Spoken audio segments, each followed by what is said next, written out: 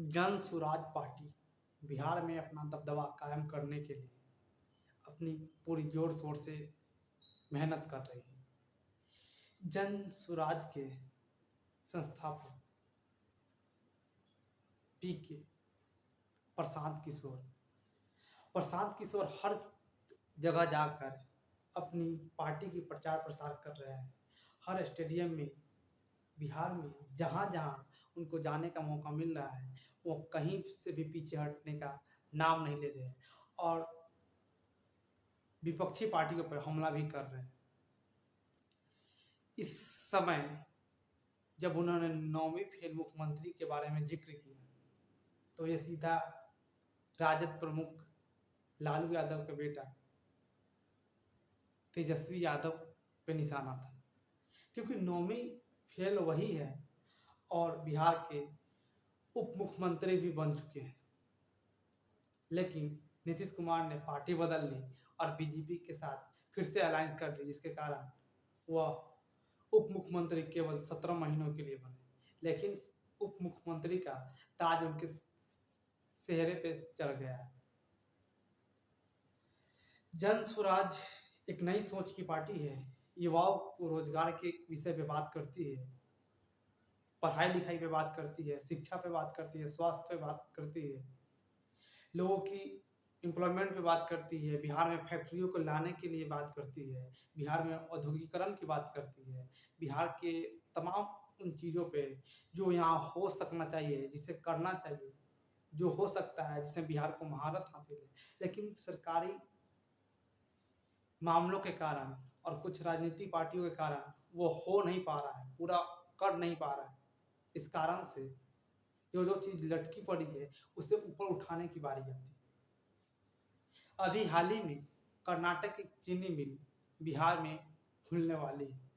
ये बिहार के उद्योग मंत्री ने इसका जिक्र एनडीटीवी की रिपोर्टिंग में की थी और लेदर क्षेत्र पे भी वो बिहार को अव्वल दर्जा दिलाने के बाद की थी कि बिहार में लेदर क्षेत्र में बहुत अपार संभावनाएं हैं और यहाँ बहुत कुछ करने की युवाओं में जुनून और हुनर भी है।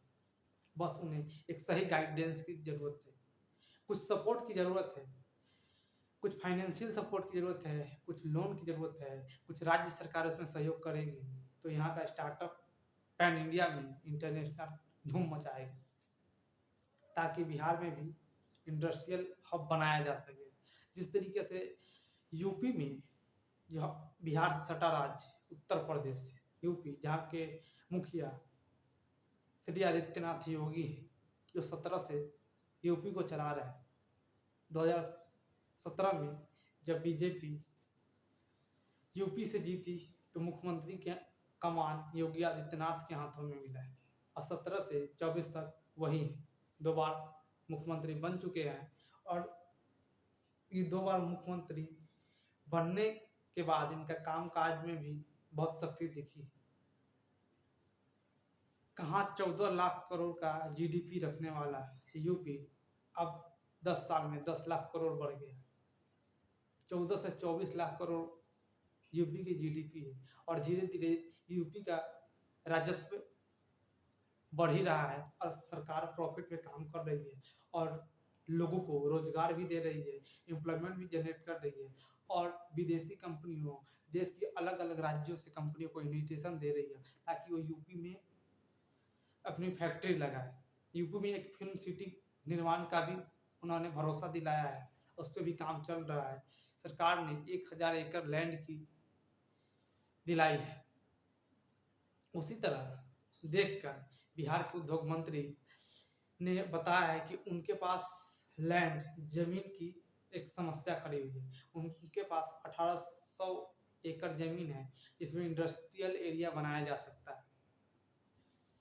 उन्होंने अपनी इस एनडीटीवी की रिपोर्टिंग में बताया कि हम कुछ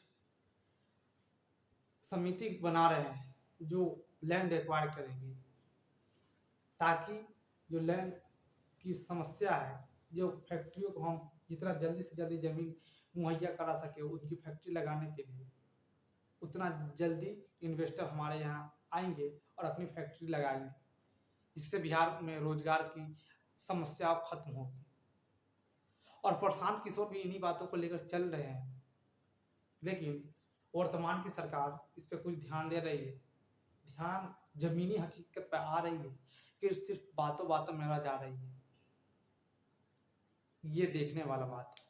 आप लोग भी जानते हैं कि बिहार के किस एरिया में कितना इंडस्ट्री लगा है बीते कुछ वर्षों में, या पहले इससे सरकारें आई थी वो कितना की है, उसका डिफरेंस तो आप वो जानते हैं। जन सुराज के सत्ता में आने से क्या इसमें बढ़ोतरी देखने को मिलेगी, या फिर रुक जाएगी, या फिर जो अभी की पार्टी के लोग हैं वो सिर्फ जनसुराज में जुटकर पीके के पीछे पीछे चलेंगे और जैसा बिहार पहले था